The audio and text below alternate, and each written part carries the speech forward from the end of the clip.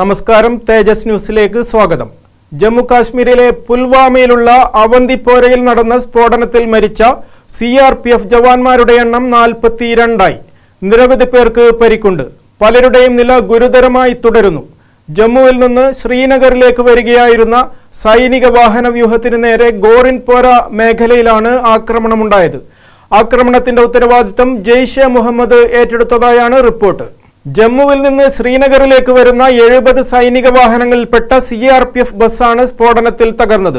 സ്ഫോടക വസ്തുക്കൾ നിറച്ച കാർ സിആർപിഎഫ് ബസ്സിന് മേൽ ഇടിച്ചു കയറ്റുകയായിരുന്നുവെന്ന് ആഭ്യന്തര മന്ത്രാലയ വൃത്തങ്ങൾ പറയുന്നു.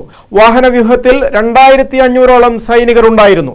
സംഭവത്തെ അപലപിച്ച പ്രധാനമന്ത്രി നരേന്ദ്രമോദി ആഭ്യന്തരമന്ത്രി രാജ്നാഥ് സിംഗുമായും മറ്റ് ഉന്നത ഉദ്യോഗസ്ഥരുമായും സ്ഥിതിഗതികൾ ചർച്ച ചെയ്തു. സൈനികർക്കെതിരായി നടന്ന ആക്രമണം നിന്ദ്യമാണെന്ന് പ്രധാനമന്ത്രി പറഞ്ഞു. സംഭവത്തെ ശക്തമായി അപലപിക്കുന്നു. ധീരരായ നമ്മുടെ സൈനികരുടെ ജീവാർപ്പണം വെറുതെയാവില്ല. രാജ്യം മുഴുവൻ അവരുടെ കുടുംബത്തോടൊപ്പമുണ്ടെന്നും പ്രധാനമന്ത്രി കൂട്ടിച്ചേർത്തു. ആഭ്യന്തരമന്ത്രി രാജ്നാഥ് സിംഗ് നാളെ ശ്രീനഗർ സന്ദർശിക്കും. സൈനികരുടെ ഓരോ തുള്ളി രക്തത്തിനും പകരം ചോദിക്കുമെന്ന് കേന്ദ്രമന്ത്രി ജനറൽ വി.കെ. സിംഗ് പറഞ്ഞു. സംഭവത്തിൽ ഖേദം പ്രകടിപ്പിച്ച കോൺഗ്രസ് അധ്യക്ഷൻ രാഹുൽ ഗാന്ധി രക്തസാക്ഷികളുടെ കുടുംബത്തോട് അനുശോചനം അറിയിച്ചു.